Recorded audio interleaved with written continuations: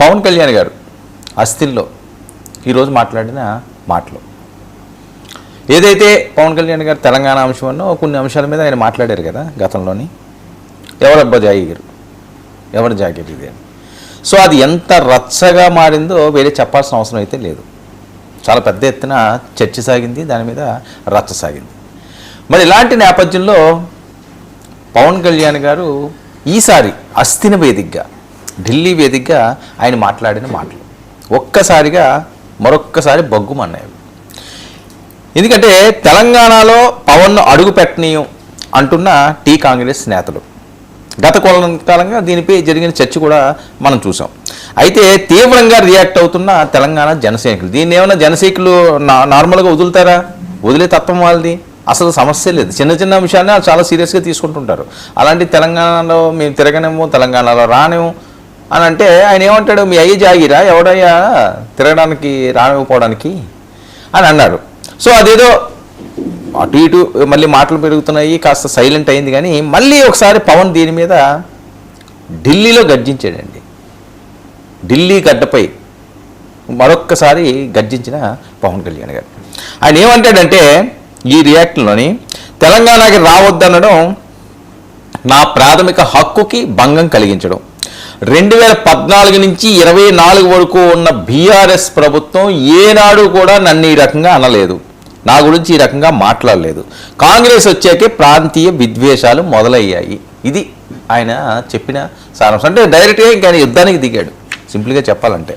సరే ఏమైతే అదే తేల్చుకుందాం అన్నట్లుగా ఆయన సిద్ధమైపోయినట్టున్నాడు. అంతేకాకుండా 13 నెలలుగా నన్ను పర్సనల్గా టార్గెట్ చేసి ఇష్టం వచ్చినట్లుగా మాట్లాడుతున్నారు, మీ అయ్య జాగీరా అనొద్దా అని ప్రశ్నించిన పవన్ కళ్యాణ్. అయిపోయింది అనుకుంటే మళ్ళీ ఢిల్లీలో ఈ రకమైన ప్రస్తావన రావడం, మళ్ళీ మీ అయ్యే జాగీరు అనే మాట రావడం, ఇది ఎటువైపు డ్రైవ్ అవుతుంది. మరి జనసేన పార్టీ పెట్టిందే తెలంగాణలోని అని మరొకసారి ఆయన గుర్తు చేయడమే కాకుండా, తెలంగాణలో జనసేన లీడర్స్ ఉన్నారు, క్యాడర్ ఉంది, ఇక్కడ వాళ్ళు ఉంటారు, నేను పార్టీని నడిపిస్తాను, ఎవరు అడ్డుకుంటారో అడ్డుకోండి, ఎలా అడ్డుకుంటారో చూసుకుందాం. ఇంకా దాని అర్థం అదే కదా, ఈ జాగీర్ అంటే ఇది ఎవరి జాగీర్లు కాదు అని. సరే వాళ్ళ వెర్షన్ నుంచి వాళ్ళ జాగీర్లు వాళ్ళు మాట్లాడుతుంటారు. సరే ఎవరి జాగీర్లు ఎవరిది కాదండి, ఎవరి భూమి ఉంటే వాళ్ళ జాగీర్ అవుతుంది. అంతేగాని అనవసరంగా రాజకీయ అంశాలు, ఒక ప్రముఖ నటుల్ని, ఒక డిప్యూటీ సీఎం స్థాయి వ్యక్తుల్ని ఈ రకంగా వీణ మాట్లాడకూడదు. అలాగే తెలంగాణలో ఉన్న రాజకీయ నాయకులు కూడా వేరే వాళ్ళు కూడా ఆ రకంగా మాట్లాడకూడదు, ఇబ్బందికరంగా. పవన్ బీఆర్ఎస్పై మాట్లాడిన మాటలపై రాజకీయ వర్గాల్లో ఇప్పుడు పెద్ద ఎత్తున చర్చ సాగుతుంది. 10 ఏళ్ల పాటు గులాబీ పార్టీ తనను తప్పుగా మాట్లాడలేదని ఆయన మాట్లాడడం వెనుక అంతరం ఏంటి? కాంగ్రెస్ తనను తెలంగాణలో అడుగుపెట్టొద్దని చెప్తున్నారంటే మరి ఇప్పటికే బీఆర్ఎస్, బీజేపీ, జనసేన పొత్తు అంటూ రాజకీయ వర్గాల్లో ప్రచారం బాగానే జరిగింది. మరి తాజాగా పవన్ కామెంట్స్ పొత్తులు ముడిపెట్టినట్లు రాజకీయ వర్గాల్లో చర్చ సాగుతుంది. తొలి నుంచి కాంగ్రెస్పై పవన్ కళ్యాణ్ గారు సీరియస్గా, అప్పుడు జగన్ ఎవరు రాజశేఖర రెడ్డి గారిని ఏమన్నారో మనం చూసాం కదా. సరే ఇప్పుడు అది మళ్ళీ నాకు చెప్పడం అనవసరమైన అంశం కాబట్టి అది నేను ప్రస్తావించను, అందరికీ తెలిసిన అంశమే. ఆయన ఎలాంటి డైలాగులు వేసాడో కాంగ్రెస్ని, ముఖ్యంగా రాజశేఖర రెడ్డి గారిని. సో కాంగ్రెస్ హటావో దేశ్ బచావో అంటూ ఎప్పుడో నినాదం ఇచ్చిన పవన్ కళ్యాణ్ గారు ఇన్ని సంవత్సరాల తర్వాత మళ్ళీ కాంగ్రెస్ వర్సెస్ జనసేన, ఇప్పుడు లేకపోతే కాంగ్రెస్ వర్సెస్ పవన్, లేకపోతే కొంతమంది నాయకులు వర్సెస్ పవన్ కళ్యాణ్. ఢిల్లీ వేదికగా ఇప్పుడు ఈయన స్పందించడంలో గల కారణాలేంటి? మరి టీ కాంగ్రెస్ అనవసరంగా సేనాన్ని గెలుకుతుందా అని కొన్ని వర్గాలు మాట్లాడుతున్నాయి. ఏపీలో పవన్ టచ్ చేసే అధికారం పోగొట్టుకుంది వైఎస్ఆర్సీపీ. ఆయన్ని పదే పదే మాట్లాడడమో లేకపోతే ఆయన ఆ పొత్తుకు వెళ్ళకపోతే ఇలాంటి ఓటమి అయితే వైఎస్ఆర్సీపీకి ఉండదని కదా జరిగిన చర్చ. ఇప్పుడు ఎందుకు మళ్ళీ ఇక్కడ గెలుక్కుంటున్నారు? ఎంత పోయినా పోయినట్టే కదండి. ఇప్పుడు ఎన్నికల్లో ఎన్ని పోయినా పోయినట్టు, 5,000 పోయినా, 10,000 పోయినా, 15,000 పోయినా, 100 ఓట్లు పోయినా పోయినట్లే.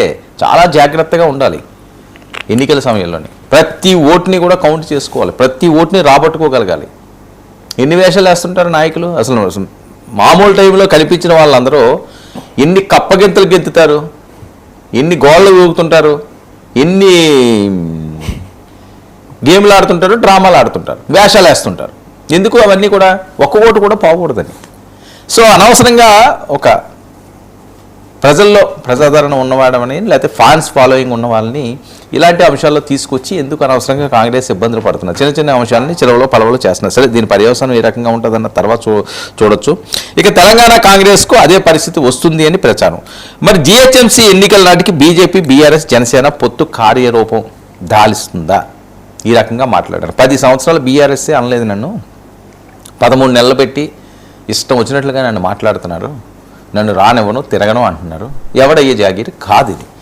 సో ఇక్కడ మాట్లాడడం కాదు, ఆయన ఇంటి దగ్గర మాట్లాడిన అంశం కాదు ఇది. ఢిల్లీలో మళ్ళీ ఈ ప్రస్తావన తీసుకురావడం, మరి ఏమైనా హెచ్చరికలు పంపిస్తున్నాడా ఈయన, దీని పర్యవసానాలు ఏ రకంగా ఉంటాయి, ఇవన్నీ కూడా చాలా ఆసక్తికరంగా మారిన పొలిటికల్ డెవలప్మెంట్స్. ఇది హస్తిన వేదికగా చూద్దాం ఏం జరుగుతుందో.